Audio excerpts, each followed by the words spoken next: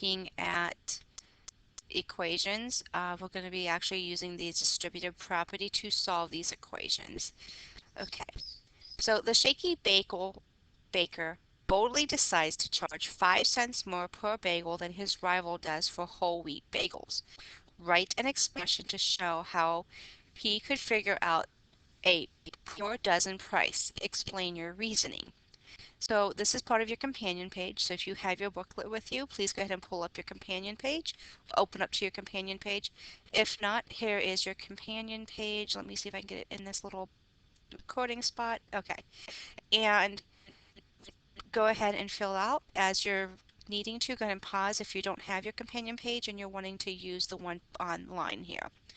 This is also to reflect what is the difference between an expression and an equation. So go ahead and take your time, pause this video, and work on your companion page. Okay, thank you for coming back. Let's talk about the companion page. Did I pick up the right one? No, I did not. Hold on one second while I do this. Okay, so solving equations with using the distributive property on the companion page. Sorry, my dog likes to bark random. Okay, let's hope Megan is done barking, although Moxie is currently going to the window to see what she can find to bark at. So this is the sample solution that they gave us. 12 bagels times the cost of the bagel of the rival plus the 5 cents he wants to make. So we see if they have a nice explanation down here.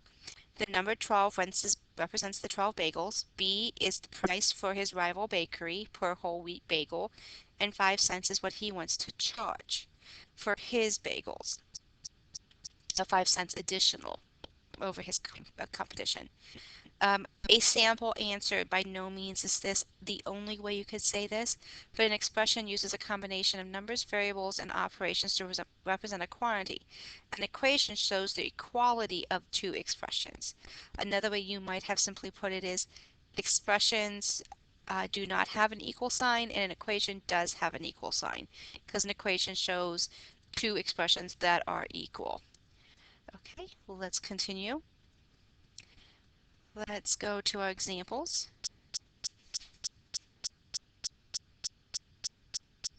And we're loading patience. Okay, I'm still struggling. The volume is not being recorded, so I'm going to be doing the reading and the speaking, so bear with me as I know I will tongue-tie myself. You can use the distributive property to simplify expressions. A times the sum of B plus C and A times the sum of A minus C, or should I say A times the difference of B and C, where A and B and C are rational numbers. What are rational numbers again? That's right, they can be wrote as a ratio, which is a fraction. Is one way to show a ratio. So we have A times B plus C is the same as A times B plus A times C. We have A times the difference of B and C equals A times B minus A times C. Some equations are easier to solve if you apply the distributive property forced to simplify them. So sometimes we're going to apply the distributive property first, where we take A times B, A times C, and we work it this way. And other times we'll see if we can combine the things inside and then multiply by A. It's just going to be a case by case, but make sure you get this into your notes.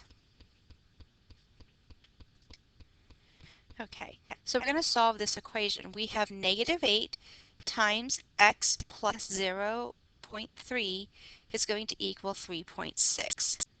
So based on what they had told us, can I combine x plus 3/10? That had better been a really loud no and a very quick no, because this is an x and 3/10 does not have an x. They're not like terms. So I cannot combine these. So in this case, I'm going to do the distributive property, and then I will work from there. This is where sometimes it's easier. Negative 8 times x will give me negative 8x. Then I'm going to take negative 8. I need to figure out a way to make this quicker so you don't have to sit through my pain of writing, times 0.3 is going to equal 3 3.6. Okay, so this should look a little kind of familiar now that we're doing this. We did the distributive property, which you are very familiar with, and now we have an equation. We have to solve for the letter x. So to solve for the letter x, and I'm going to change my pen color so we can follow me, we need to combine. So this is going to come straight down. Nothing else I can do right there yet. But this I need to multiply. So this is going to give me negative 8 times a positive 3/10. Well, negative times a positive. I know I'm going to get a negative. Let me go ahead and write this negative 8x. And 8 times 0.3, well, 8 times 3 is 24. I have a decimal, so it's 2.4. I'm doing mental math. You are welcome to follow along with a calculator or try keeping up with the mental math and seeing how is that working and, test your skills. That's the way to improve your skills.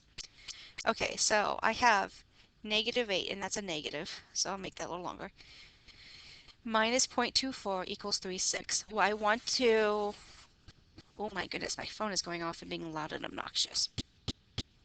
Change my color again. Okay. Again, remember this was an equals, even though my penmanship.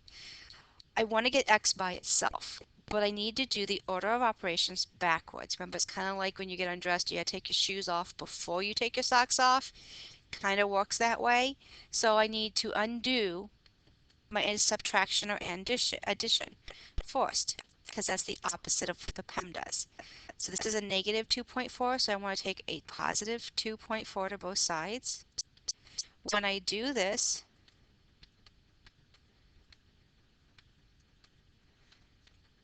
this now becomes 0, but this becomes 6 plus 4 is 10. I'm going to carry a 1, so this becomes 6.0, or we could say simply 6, right? And notice all I've done with this 8x is just keep bringing it down. Okay, so I now have negative 8x equals 6. I need to find out what x is. So, keeping with the pen changing colors, let's go to green. What is happening between negative 8 and x? Multiplication, division, subtraction, addition. It's multiplying. What's the opposite of multiplying? Division. So I divide by both sides. Remember, fractions are simply division problems. Okay, so this becomes a 1x. So I now just have x equals, and I have 6 and a negative 8. Well, this simplifies, doesn't it? So I can take and divide 2 out of both, so I'm going to get 3/4. X equals negative 3/4. Go ahead and follow through this for a moment, looking and making sure you're copying this down so that you can have questions if you need to. I'm going to erase this, and then I'm going to pull up their actual solution because they have much neater writing than I do.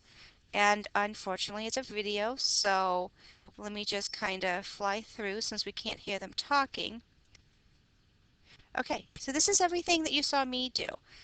Negative 8 times x plus negative 8 times 3/10. Simplified that to get negative 8x minus 0.24 equals 3.6. I added 2.4 to both sides, leaving me with negative 8x equals 6. Then we simplified. Oh, I would not have done it that. Okay, let's just skip. What did they do? Okay, ignoring this right here because they did it a different way and I don't want to actually do that just yet. We see that their answers was negative 0.75, which is the same as negative 3/4. I really wish that they would have given that to us here. Okay, well, let me close that out and quit fussing with it. Let's go to the third part. So if we were just to start this problem, I'm not actually going to ask you to do it. Remember, you're going to multiply because we can't combine this negative 3/4 so that you have, and let me just pull up to show the solution. So you have negative 3/4 times 8 plus b plus 3/4 times negative 4 equals negative 2. You'll do your combining, and then you eventually will simplify to where you get b equals 1/6. Go ahead and pause if you need to at this point to see how they arrived at this answer.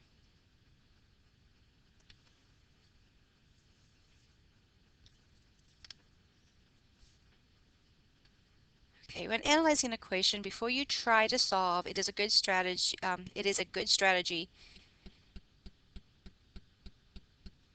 You determine what operation you should use. So you need to be thinking, what is the inverse operation that I can do to get this variable isolated? So we have a group of equations, we're going to group equations based on the number of operations needed to solve them. So if it needs one operation, or if it needs two, or if it's going to need more than two. So what do I have to do with this one? I simply need to subtract the 12, right? I'm only doing one thing. This one, I need to do what? I need to do more than two, right? Because I need to distribute, then I need to remove the subtraction, then I need to undo the multiplication. So that's going to have more than two steps or more than two operations that I do. How about this one? Well, I just need to let me move it this way. Oh, it's going to fly right back. I need to undo this negative 1/2. Then I need to undo the multiplication of 3. That's two operations. Okay, using the distributive property, that's 1. Then I need to remove the positive 8 times 9, and then I need to undo the multiplication with 4 times d. That is going to be more than 2. I have a divided by 2 equals 10. I just need to multiply by 2 to both sides. That's one operation. How about this one? I need to undo the positive 13.9, and I need to undo the multiplication of 6 times x. That's 2. Let's check. Yay! It's correct.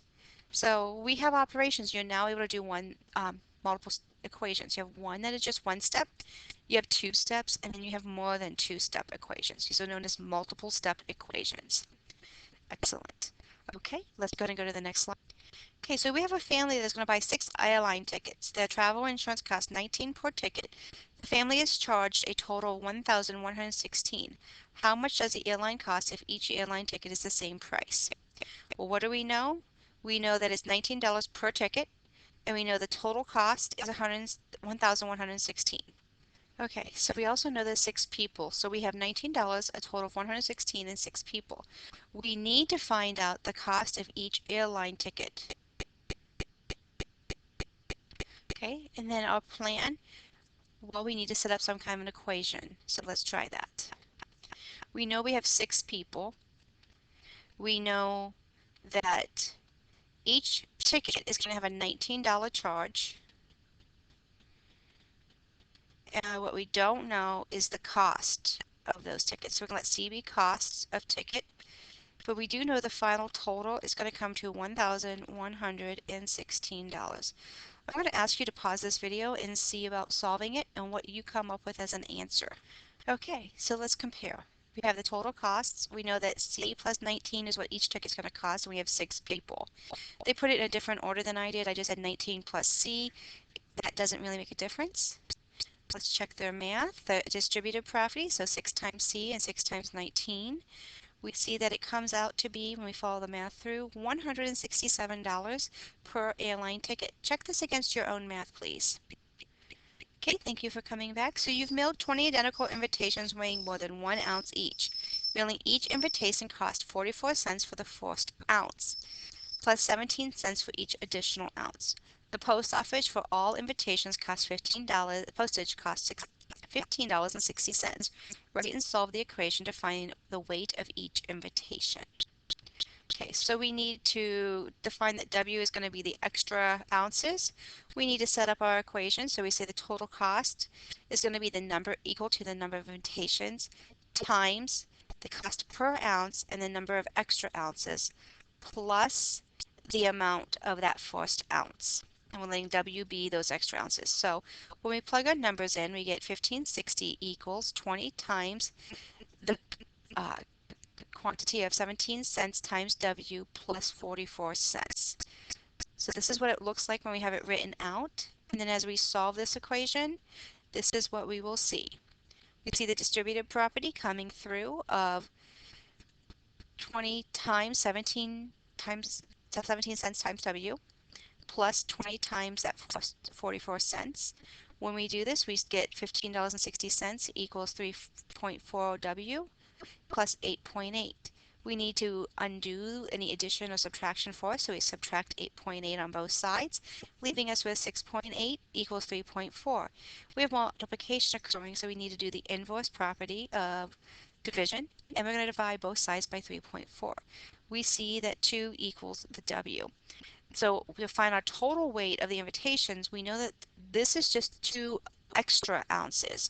We started with 1 ounce and then we had 2 extra ounces, so each invitation was 3 ounces. Please go through, write down any questions you have, come to class prepared with those questions, review any extra slides or moments of the video that you need to. Thank you.